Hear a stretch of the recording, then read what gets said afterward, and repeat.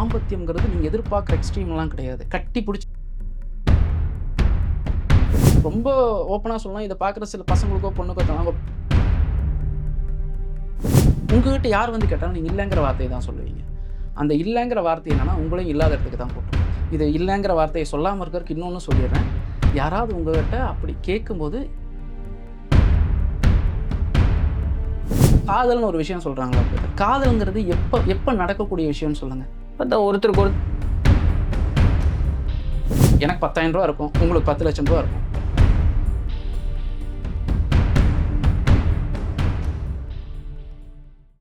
கடைசியா சொன்னதான். "அருள் இல்லார்க்கு அவ்வுலகம் இல்லை, பொருள் இல்லார்க்கு இவ்வுலகம் இல்லாகி அங்கு." நான் என்ன சொல்ல வரேன்னா, இது பொருள் உலகம். முதல்ல நீங்க தன்னிறைவு அடைஞ்சிருங்க. ம். உங்க தேவையெல்லாம் பூர்த்தி பண்ணிருங்க. எனக்கு ரூ. 10,000 இருக்கும். உங்களுக்கு ரூ. 10,00,000 இருக்கும். வாட் எவர் இட் இஸ் பூர்த்தி பண்ணிருங்க. அதுக்கப்புறமா உங்களுக்குள்ள ஒரு சர்ப்ளஸ் மணி வந்தா தான், இன்னொருத்தங்களுக்கு நீங்க கருணையாவே இருக்க முடியும். இப்ப நீங்க மாசம் மாசம் ஒரு 20,000க்கே ஓடிட்டு இருக்கீங்கன்னு வச்சுக்கோங்களேன். உங்ககிட்ட யார் வந்து கேட்டாலும் நீங்க இல்லங்கிற வார்த்தைய தான் சொல்லுவீங்க. அந்த இல்லங்கிற வார்த்தை என்னன்னா, உங்களையும் இல்லாத இடத்துக்கு தான் கூட்டு போகும். ஓ நைஸ்.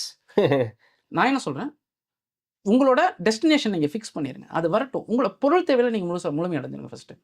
இது இல்லங்கிற வார்த்தைய சொல்லாம இருக்கறதுக்கு இன்னொன்னு சொல்லிர்றேன். யாராவது உங்ககிட்ட அப்படி கேட்கும்போது, என்னோட தேவைக்கு தான் இருக்குங்கிறத சொல்லுங்க. ஓகே. இல்லங்கிறத சொல்லாதீங்க. யாராவது ஏன்னா அது தவிர்க்க முடியாத சில சூழ்நிலைகள் வரும். நம்ம இதையெல்லாம் கிராஸ் பண்ணி தான் அந்த இடத்துக்கு போகணும். இதோட விளைவு என்னன்னா, நீங்க இப்போ ஒரு விஷயத்த பார்க்க ஆரம்பிச்சுட்டீங்கன்னா, உங்களுக்கு தேவையில்லாத வெளிய போயிரும். தேவையானது பக்கத்துல வரும். இந்த நேரங்கள்ல நம்ம ஐய்யய்யோ! இவங்க வந்து கேட்டாங்க, குடுக்க முடியல. உங்க தேவைக்கு இருக்குங்கிறத சொல்லுங்க. அத மீறி உங்களால குடுக்க முடிஞ்சா கொடுங்க. ஆனா, பொருளாதாரத்துல நீங்க தன்னிறைவு அடைஞ்சிட்டீங்க அப்படின்னா, ஆட்டோமேட்டிக்கா உங்களுக்கு ஒரு எக்ஸஸான சர்ப்ளஸ் மணி வரும். அத நீங்க கருணையா இன்னொருத்தங்களுக்கு குடுக்க முடியும். உதவி கிடையாது, கருணை. ரூ. 10,000 இருக்கு. 9,000 தான் என் செலவு. ரூ. 1,000 எனக்கு தேவையே இல்லன்னா, அது உங்க பணம் கிடையாது. அது இன்னொருத்தவங்களோட படம். ஏதோ பாயிண்ட்ல உங்க கையில இந்த பிரபஞ்சத்தால குடுக்கப்பட்டிருக்கு. எப்பா நீ தான் அத குடுத்துருவேங்கிற நம்பிக்கையோட அது குடுத்துருக்கு. ஃபர்ஸ்ட் வீடியோல நீங்க இத சொல்லியிருக்கீங்க. சொல்லியிருக்கேன். நல்லா ஞாபகம் இருக்கு. ஃபர்ஸ்ட் வீடியோல இதுதான் நம்ம ஃபர்ஸ்ட் பாட்காஸ்ட்ல ஆமா. இதுதான் பேசினோம். ஸோ இது வந்து திரும்ப சொல்றேன். நீங்க கடவுள நம்புறீங்க. எத வேணா நம்புங்க. அது உங்கள நம்பி தான் குடுத்துருக்கு. அத ஏமாத்தக்கூடாது ஃபர்ஸ்ட்டு. ஸோ கருணையா அந்த காச எடுத்து அவங்களே உங்கட்ட வந்துருவாங்க.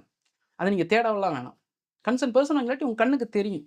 இது உங்களுக்கு தேவைப்படுது குடுக்கணும்னு சொல்லி தெரியும். முடியலையா அந்த ரூ. 1000க்கு ஏதாவது விஷயம் உங்களுக்கு எப்படி போணுமோ அது பாட்டுக்கு போயிரும். அது குறிப்பிட்ட ஆளுக்கு போய் சேருது அது தானா சேர்ந்துரும். அந்த ஃப்ரீக்வன்சி அதுவே ஹிட் பண்ணி கூப்பிட்டுக்கும். ஸோ இந்த விஷயத்த மட்டும் செய்யுங்க. இத நீங்க செய்யணும்னா கம்பல்சரி பொருளாதாரத்தில தன்னிறைவு அடைஞ்சு தான் ஆகணும். இந்த ப்ராசஸோட பேஸும் என்னன்னா, நான் உங்களுக்கு வந்து ஒரு எப்படி சொல்லலாம், ஒரு ஞானம், ஆன்மீகம் அப்படிங்கிற விஷயங்கள் ஆக்சுவலா அதெல்லாம் வந்து அதான் ஃபர்ஸ்ட்டு பொருள் இல்லார்க்கு இவ்வுலகம் இல்லாகியாங்கன்னு வள்ளுவர் சொன்னார் இல்லையா? இல்ல சாமி நான் காசு வச்சிருக்கேங்கிறத நம்ம ப்ரூஃப் பண்ணிருவோம். அப்புறம் அருள் இல்லார்க்கு அவ்வுலகம் இல்லைக்கு நம்ம மேல போய்க்கலாம். ம். அருள் உலகத்துக்கு போய்க்கலாம். பட் அதுக்கு முன்னாடி இந்த பொருள் உலகத்துல பொருள முதல்ல அதுதான். ஃபிக்ஸ் நான் பண்ணிக்கணும். இங்க இருக்கிறேன்னா, நான் இருக்கிற நாள் வரைக்கும் எனக்கு சோறு வேணுமே. ஆமா. அதுக்கு காசு வேணுமே. கண்டிப்பா. இல்லையா? ஸோ அத நான் முதல்ல பார்த்தேன்னா தான், அவங்க இதர யோசனையே எனக்கு வரும். பசியில இருக்கிறவன்ட்ட ம். போய் ஆன்ம முன்னேற்றத்துக்கு பேசிட்டு இருந்தேன்னு வச்சுக்கங்களேன், அவன மாரி டென்ஷன் ஆகுற வேற யாருமே இருக்க இல்ல மாட்டாங்க. அப்போதே அவனோட ஆன்ம முன்னேற்றம் ஒரு பொட்டலம் சாப்பாடு தான். சாப்பாடு தான். அவ்வளவுதான். அந்த அந்த ஒரு பொட்டலங்கிறது அந்த சூழலுக்கு சரி. ம். அதுபோல அவரவருக்கு எத்தன பொட்டலமோ அது தெரியாது. இல்ல உண்ம. அது இப்ப நம்ம ஏன் வந்து பொருளாதார தன்னிறைவு அடையணும் அப்படின்னு நான் சொல்றேன். சொல்றதோட விளைவு என்னன்னா, முதல்ல நம்மகிட்ட இருந்தா தானே குடுக்க முடியும். இது வந்து காசு பணமா இருந்தாலும் சரி, அன்பு இருந்தாலும் சரி. அன்பெல்லாம் நெறைய தான் வச்சிருக்கிறோம். நம்ம இந்த சுத்தி இருக்கிற சூழ்நிலையில அதான் சொன்னேன் இல்லையா? கல்யாணமாகி குழந்தையெல்லாம் பெத்துக்கிறோம். பட் கட்டி பிடிக்கிறதோ, ஊட்டி விடுறதோ எனக்கு வந்து சங்கோஜமா இருக்குன்னு இல்ல சொல்ற நான் மாரியான நான் விஷயம் இது தான். வந்து நான் வீடியோல நானே சொல்லியிருக்கிறது உண்டு. என்ன என்ன சொல்லுவேன்னா, எத்தன பேர் கணவன் மனைவியா இருக்கக்கூடியவருங்க, பிள்ளைகள வந்து தூங்க வச்சதுக்கப்புறம், ம். நீங்க 2 பேரும் எவ்வளோ பேர் வந்து மனநிறைவோட 2 பேரும் உட்கார்ந்து ஒரு 10 நிமிஷமாவது பேசியிருக்கீங்க? ம். தினமும் ராத்திரி எவ்வளோ பேர் பேசியிருக்கீங்க? ஏன்னா, இப்போ இப்போ எங்க குடும்பம் வந்த வழி, நான் அப்படி ம். வாழல. ம். என்னுடைய தாய் தந்தையரும் அப்படி வாழல. ஆனா, எங்க பெரியவங்க எல்லாருமே தோட்டந்துறவுல இருந்து வாழ்ந்தவங்க தான். ம். ம். அப்ப அதிகபட்சம் அவங்க வந்து கண் விழிச்சிருக்கக்கூடிய நேரம் அப்படிங்கிறது 8 மணி தான். ம். ம். குழந்தைகள அதுக்கு முன்னாடி அனுப்பிருவாங்க. இப்ப என்ன ஆகும்னா, அந்த கணவன் மனைவி 2 பேரும் வெளிய ம். வந்து உட்கார்ந்துட்டு இருக்கும் பொழுது, குழந்தைங்க விளையாண்டுகிட்டு இருக்கும் அவங்க கண்ணு ம். முன்னாடி.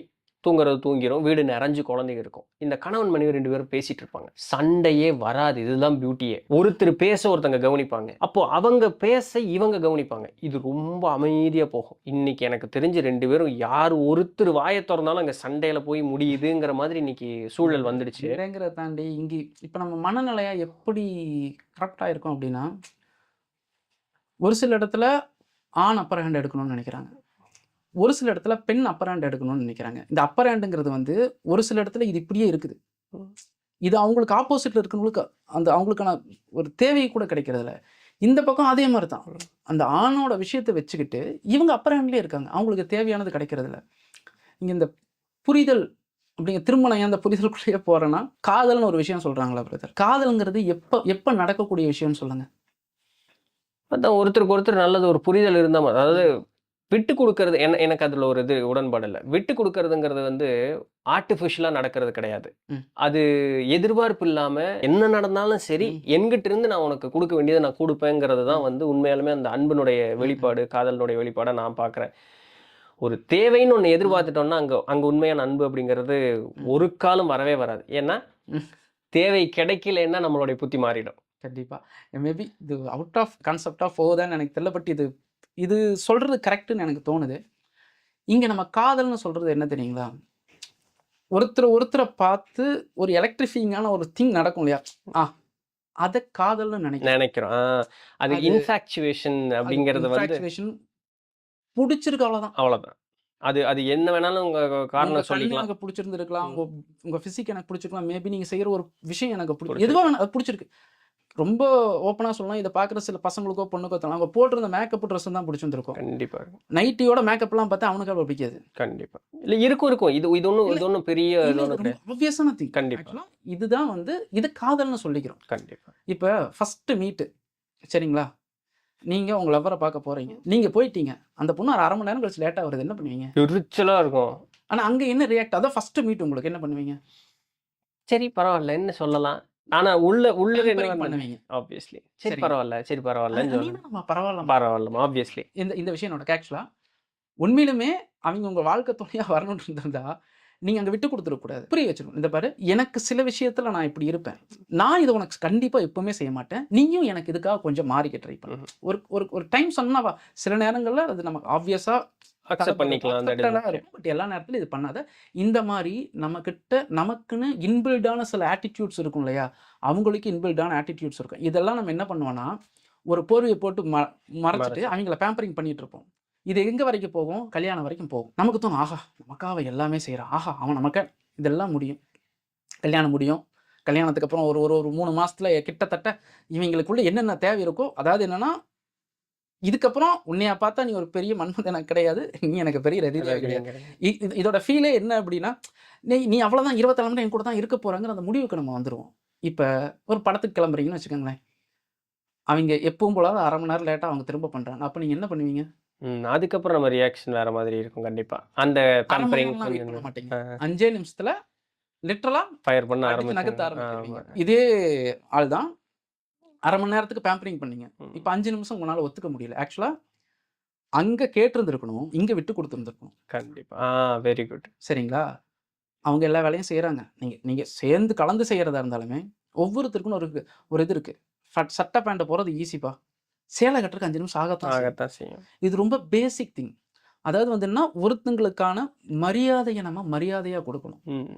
அவங்க நமக்கு அடிமை கிடையாது. இது யாரா இருந்தாலும் சரி, ஆணா இருந்தாலும் சரி பெண்ணுக்கு, பெண்ணா இருந்தாலும் சரி ஆணுக்கு, யாரும் அடிமையெல்லாம் கிடையாது. இவங்க 2 பேரும் அவங்களுக்கான மரியாதை கொடுத்தா ஆகணும். அப்ப நீங்க சொல்லலாம், சரிம்மா 1/2 மணி நேரம் பண்ணிடாத தங்கம், ஒரு 1/4 மணி நேரத்துல வந்துடுடி, டைம் ஆச்சு, இப்படி சொல்லுங்களேன். 5 நிமிஷத்துல அவங்க வந்துருவாங்க. ஆனா அந்த 5 நிமிஷம் உங்களால பொறுக்கணும், என்ன அப்படி பண்ணிட்டு இப்படி பண்ணிட்டு நீங்க இது பண்ணீங்கனாலும், இதே விஷயத்தை நீங்க 5 நிமிஷம் லேட் பண்ணும்போது அவங்க பண்ணாலும், அந்த டே நீங்க போகணும்னு நினைச்ச படமும் பலா போயிடும். நம்ம மனநிலையும் ரொம்ப ரொம்ப ரொம்ப ஒஸ்டா போயிடும். நீங்க சொன்னீங்க இல்லையா, அந்த தாத்தா பாட்டி பேசும்போது கவனிச்சாங்க, அங்க காதல் இருந்துச்சு, அது காதல். அதுக்காக தான் நான் இதை சொல்லவே வந்தேன். நீங்க சொல்ற இதே விஷயம் தான் இங்க இருக்கிறவங்களுக்கு. ஏன் நமக்கு அது இல்லை அப்படின்னா, நம்ம நியூக்ளியர் ஃபேமிலி ஆயிட்டோம். கூட்டு குடும்பம் இல்ல, ஆக்சுவலா 2 பேர் இருந்தாலும் என்னை பொறுத்தவரை கூட்டு குடும்பம் தான். ஏன்னா அந்த 2 பேத்துக்குள்ளேயே ஒரு கனெக்ஷன் இருக்கணும்னு ஆசைப்படுறேன். இங்க 2 பேர் இருக்கிறது தனித்தனியா இருக்கிறாங்க, அதுக்குள்ள ஒரு நியூக்ளியர் ஃபேமிலி வச்சிருக்காங்க. 2 பேர் இருக்கிறாங்க, அவங்க 2 பேர் தனித்தனியா இருக்கிறாங்க. ஸோ இந்த விஷயம் மாறணும்னா நமக்கு வந்து அந்த எங்க புரிதல் வேணும், எங்க விட்டு குடுக்கணுங்கிறது தெரியணும். அட் த சேம் டைம் நீங்க சொன்ன அதே விஷயம். ஒரு தாத்தா, பாட்டி உட்காந்து ஒரு சில விஷயத்த பேசுறாங்க. அவங்க அத கவனிக்கிறாங்க அப்படின்னா, இத தாத்தா, பாட்டி அளவுக்கு நீங்க வயசானவங்க வரைக்கும்லாம் கொண்டு போலாம். இப்ப இருக்கிற யங்ஸ்டர்ஸ் ஒரு கல்யாணம் ஆனவங்க அப்படின்னா, முதல்ல இது இது செக்ஸா நான் பார்க்க கிடையாது. இது இது ரொம்ப ரொம்ப அடிப்படை தேவை. தாம்பத்தியம்ங்கிறது அடிப்படை தேவை. ஸோ அதுக்கப்புறமா நீங்க பேசிக்கிறது தான் வந்து உங்கள அடுத்தடுத்து கூட்டு போகும். அந்த தாம்பத்தியத்துக்கு அப்புறமா புரிதல் ஆக்சுவலா என்னன்னா, ஒரு பொண்ணால சில விஷயத்த வெளிய கேட்க முடியாது. ஒரு விஷயத்த சொல்ல முடியாது. ஒரு ஆணாலயும் அதே விஷயத்த ஆக்சுவலா இவங்க என்ன கம்பல்ஷனுக்காக ஒரு விஷயத்த பண்ணக்கூடாது. அது ஒரு அன்பால நடக்கணும். அந்த அன்பால நடந்தா திரும்பவும் சொல்றேன், அந்த தாம்பத்தியம்ங்கிறது நீங்க எதிர்பார்க்குற எக்ஸ்ட்ரீம்லாம் கிடையாது. கட்டி புடிச்சு நெஞ்சில படுத்தீங்கன்னா, அது தாம்பத்தியம் தான். அந்த அன்பு முழுமையா இருக்கும். ஸோ நீங்க பேசணும்னு சொன்னது, இந்த பேச்சும் பேசணும். அட் த சேம் டைம் இங்க இருக்கிற விஷயங்கள் அதான் என்னன்னா, நான் சொல்றது என்னன்னா, இப்படியெல்லாம் பண்ணணும், இப்படி அந்த அந்த அந்த ஃபேஸ்க்குள்ளேயே நான் போகல. உங்க அன்ப உங்களோட உங்களோட உங்களோட ஃபீல் என்னவா இருக்கு? அந்த விஷயத்த நீங்க அவங்கட்ட எக்ஸ்பிரஸ் பண்ணணும். அத பண்ணும்போது இன்னுமே உங்களுக்குள்ள இன்னொரு பெரிய புரிதல் வரும். அது உங்கள இன்னுமே அடுத்த இடத்துக்கு அழகா கொண்டு போகும். இது மேபி இந்த இல்ல இது தப்பில்ல, பாட்காஸ்ட் தப்பில்ல. எனக்கு கேட்கலான்னு தெரியல. அது பட் ஓகே தான். இது கம்பல்சரி நீடுன்னு தோணுச்சு எனக்கு அதுதான், சொல்லணும்னு அதுதான். ஏன்னா, தோணுச்சு. எல்லாமே ஒரு சிம்பிளா ஒரு வார்த்தை ம். சொல்லிட்டு வந்துடுறேன். Maturity hits hard bro.